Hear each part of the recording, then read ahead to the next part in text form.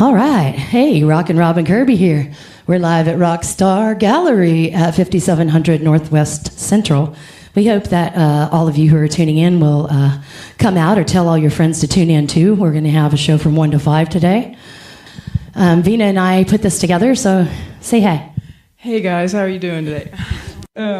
Last Sunday of every month, there's art, music, and poetry. So thank you all for coming out and enjoy the show. So I'd like to introduce Houston's Hot Poets. They're going to do some little poetry for you. Kellyanne Ellis, put your hands together for Kellyanne. She's the one that puts all the poets together every month. Thank you so much for coming, Kelly. I'll turn the mic over to you. Thank you. This week Hot Poet is featuring Hot for Teacher. We have some Gulf Coast area teachers here with us, and to be a hot poet, you have to be a passionate person and passionate about poetry. And so I'd like to bring up the first hot poet, and that is Susan Bell Summers.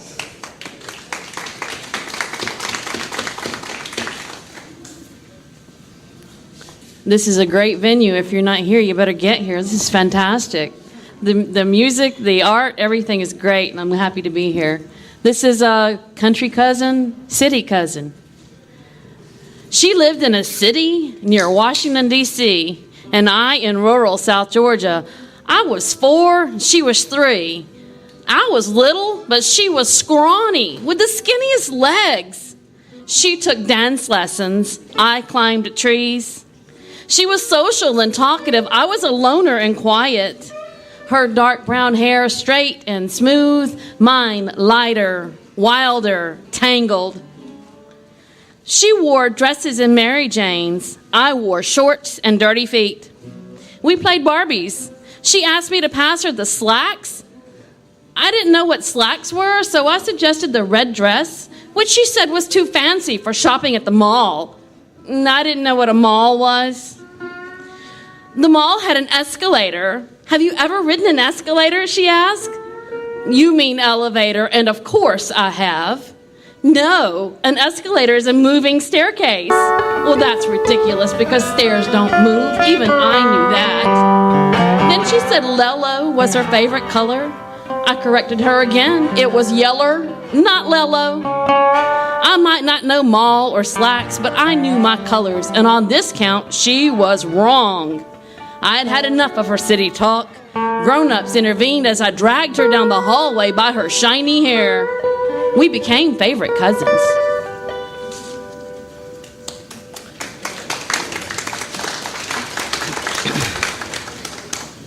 And this is called Not My Own.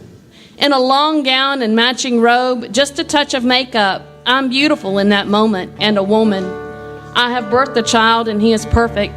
I wait for my husband to install the car seat into the old Fairlane Ford inherited from my grandparents. His hands shaking with nervousness. One of the orderlies helps him, and I laugh that an engineer is outdone by a child's car seat. Looking into the most dear face, asleep in my arms in a sailor suit of baby blue and white, everything has changed. This moment separates everything that happened before from the rest of my life. Today and forevermore, I am a mother, remembering my mother's words and understanding them for the first time, not as a curse, but as a blessing. Once you have a child, your life is never your own.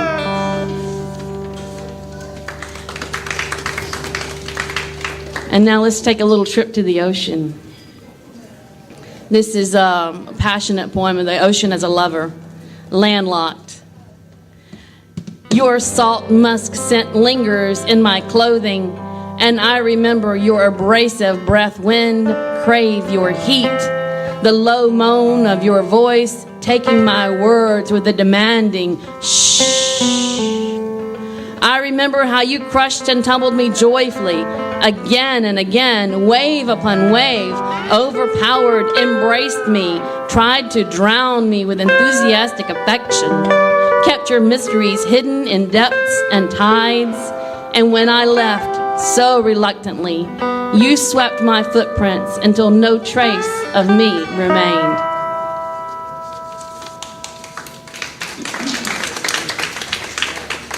And this is an acrostic poem based on a photograph of a man looking out a window, and it's called Gaze. A man looks out a window, the kind of man so unpopular these days, an aging white man. I know this man. I'm right here, but he can't see me. He stands vulnerable, naked, fresh from the shower, a towel over his groin, his only defense against a world too well known, a world of war, personal failures, disappointments of his own making. I speak to him, but he won't hear me. What happened to your dreams? Do you remember what they were? Do you remember you had dreams? Maybe he'll put on a uniform, maybe a blue shirt with a company logo stitched with his name stitched in red, or a suit and tie, but he will go to work because he doesn't know what else to do. And this is a villanelle called A Woman's Worth. A woman's worth is not for compromise. Glossy cover girls seem vapid, weak, thin. Where's the value of the woman inside? Virtue is valued less than slender thighs. Can't she ever relax and not pretend that a woman's worth can be compromised? Valiant women face society's lies, yet sometimes harbor shame and pain within. Where's the value of the woman inside? One who guards her words and speaks truth is wise, but people's eyes seek airbrushed perfection, put beauty before worth as compromise. Confident women are not mollified. They won't wait nor fear mistakes they defend. Know the value of the woman inside. The whole mad world is headed for demise as strong women take life's hits on the chin. A woman's worth is not for compromise. A value of a woman lies inside. And now this is my last poem. It's been great being here, and this is to take it all the way Texan. And I didn't start in Texas, but I'm glad to be here, and it was inevitable that I ended up with a cowboy at some point. So this is for Jimmy. And I blame my sister for my questionable taste in men. World Championship bull rider. At the convenience store, he told my sister, "You're the prettiest thing I've seen since I've got to town. Can I follow you home?" And he did. I was 12, drawn by the sound of laughter. I froze in the doorway when I saw him. Big black cowboy hat, long thick mustache, western cut dress shirt, huge silver and gold championship belt buckle, Wrangler jeans, black boots. He was too big for the room and entertaining my sister and mother with a road story. At the end of the tale, he looked full at me. I braced myself against those dark, penetrating eyes. "And who's this little heifer?" he asked. Well, I didn't know what a heifer was. I hoped it was something wonderful. It sounded so exotic. I was nearly in a swoon. He sat down and told rodeo stories for hours. A couple of months later, much to my shock and dismay, my sister turned down his marriage proposal and discovered he had also asked one of the girls whose daddy owned the ranch where he had been staying and working that summer. Well, he did what cowboys do and moved on to the next town, the next rodeo, and other young heifers in that elusive 8-second ride in the spotlight. Thank you very much. Thank you, Susan. That was wonderful. So for our next set, we're going to go on a road trip with the Beat Poets on Route 66 with Dom Zucconi.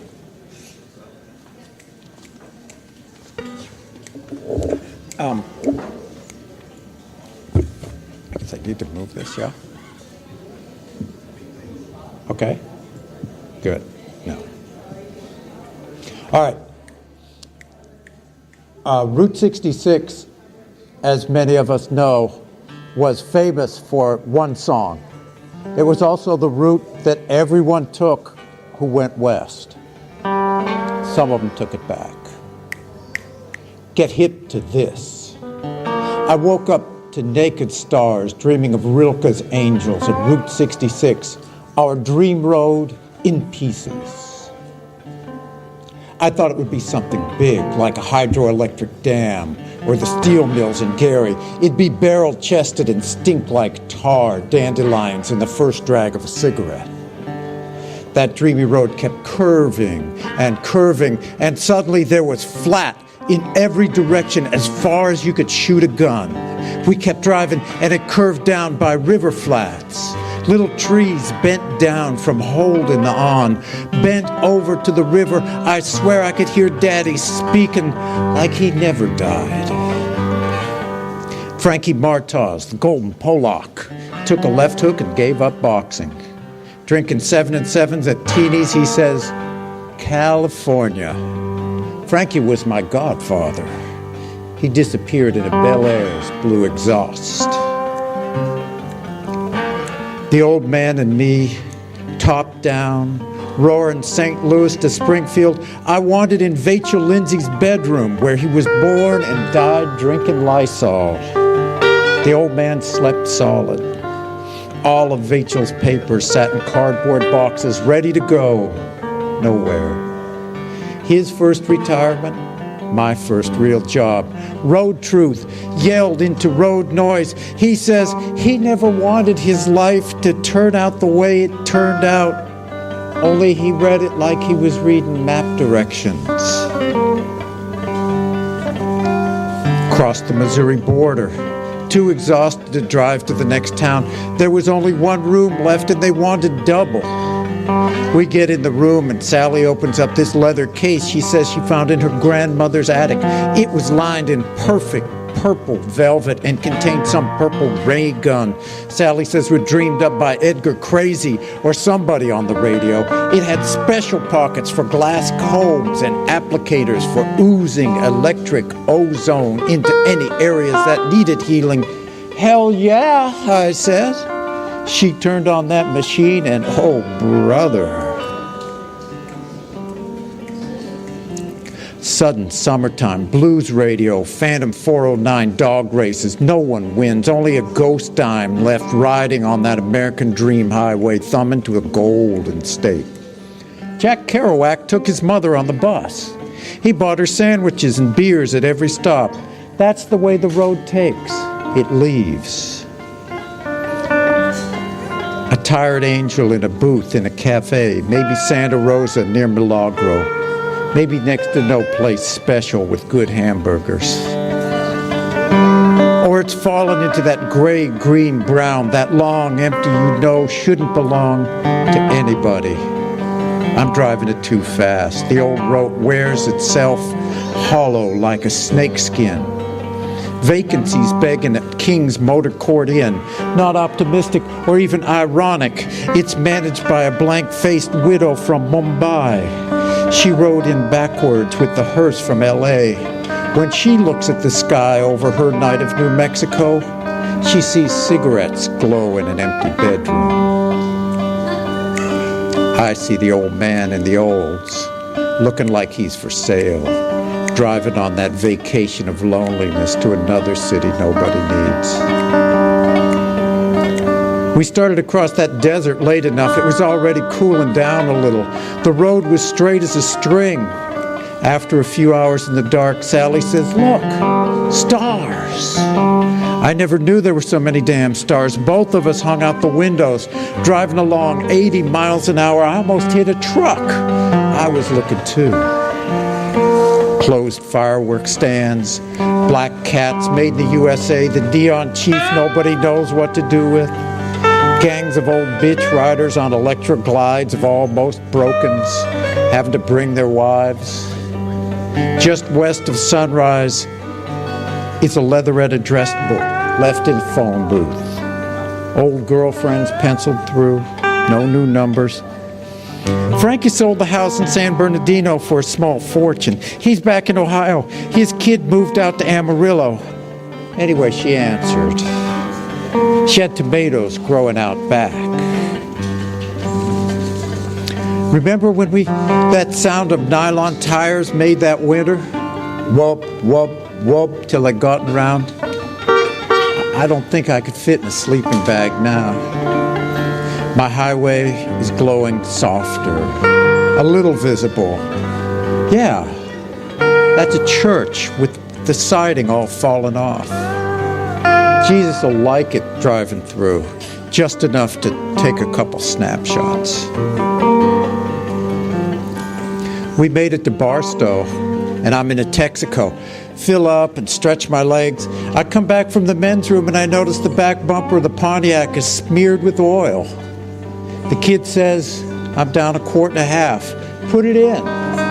He says he'll put it in, but it won't matter. You're leaking out your valve covers. I think your gaskets are blown. Long story short, I walk into Sears and get hired putting on tires. We move into the Sands and Sally helps cleaning rooms. Wire money. It's 100 degrees here. Oh, come on, Dave, man. Dinner, coffee, white crosses all the way, corn stubble with curtains of black fields, marijuana deserts, donuts, out of business Pyrax. Hell could be just like that. Let's go, man. Please, let me use your car. It was angels backed into that pole. We can drive all the way in reverse.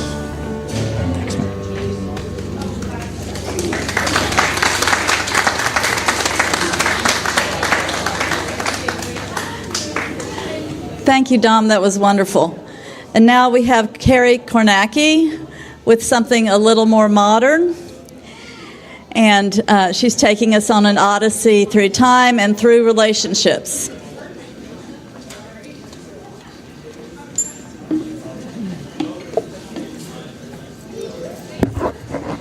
Hello. Good. The first one I'm going to read is called Naming Haiti, Port-au-Prince, 2016.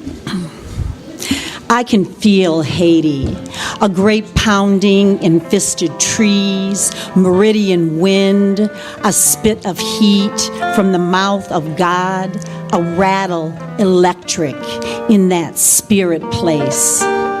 We crash our carry-ons quietly through an outdoor bus station into crowds of dark faces gathered in drifts, fused in hope and despondency.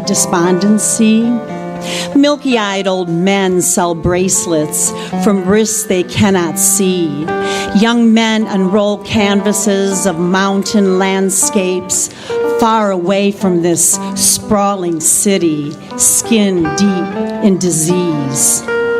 I stand here, bleached pale beneath a tan, breathing the smell of burning rubbish, cooked meat and sweat. Watch swarms of men join with shouts in sunlight, scythe-shaped words, unspooling parables, pitch-shifting I cannot paraphrase. Me, a tattered American heirloom, climbing through my fracas of confusion as I search for some unending truth in this geometry of dust and what will be.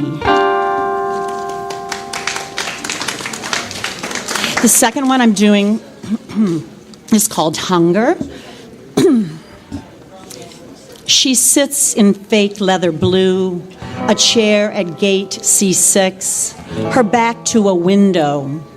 Behind her, sun shines like an overdone egg, whites fading into slate clouds. On the tarmac, a white accordion jet bridge, metal stitched to a slick, cream shiny craft.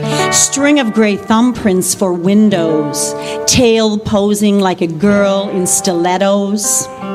This ebony woman is high cheekbones, hollow eyes, skin heat-waxed obsidian. She sits still and straight in her smear of inertia, a wood-splitting roux, kinetic crackling, a warren of what is trapped inside. And in her fingers, she holds a piece of hunger, that craving.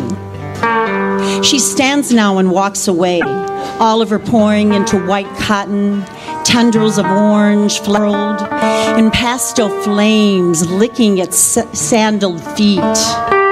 Walks away like she believes I'm sketching her likeness. trying to hold her soul hostage within the edges of a page.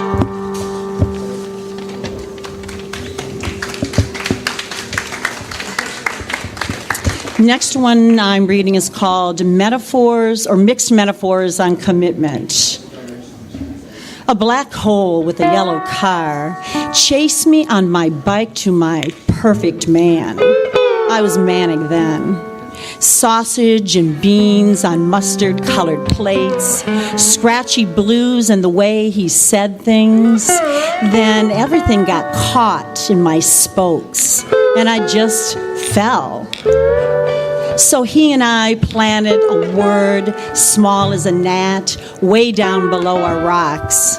It shot up through fields, white-stamped cumulus dials, the ozone psychosplash, into indelible black and beyond, where hooded angels worshipped it, fed its sons, watered it with silver, combed our promise like tangled hair. Now, some tap the idea of marriage like a rock for water.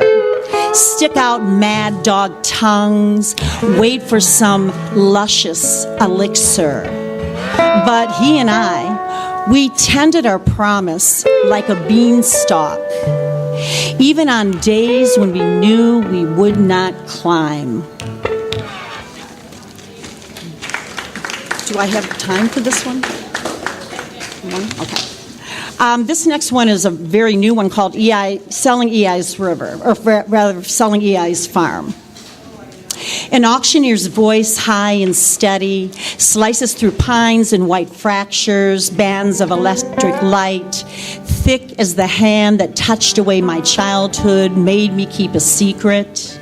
Me now, adult in movie star glasses, wet on skin, my toes sifting through dry titles of soybean sand. And in my cupped, trembling hand, green needles and recollection, not starchy and frail as blossoms pressed between a page, nor nondescript as the shape of an echo, but suddenly bursting undeterred in prints more vivid and numerous than my senses can hold.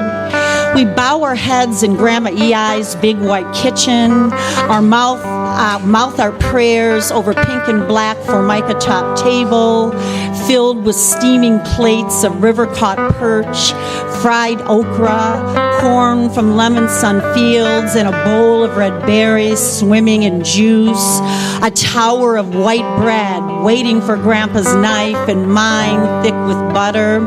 As my sister and I, 4 and 5, sit hot and itchy, the smell of our sweat, mosquito bites on knees, chigger bites between ears, the slap of EI's pink fly swatter. Then me on EI's back, my arms around shoulders, my feet in her pockets as we tromp boundless through knee-high corn to these trees where I stand now and listen to a long-ago scream. My grandfather's expletives, the first time we fished, our lines in the maples, stupid girls, what's the matter with you? His boots crushing down spearmint-lined banks of brown silent water. My fist clenched, my back to gravel exploding, a miasma of dust and tires, my EI's brown freckled arms in the farmhouse on the other side of the road.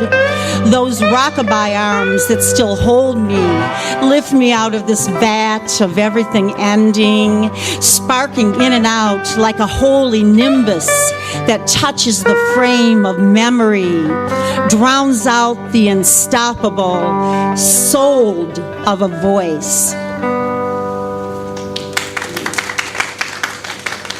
Wow. Our next poet is going to take us into the art world, and we're all here for art, so that's what we're looking forward to hearing right now. It's Laura Pena.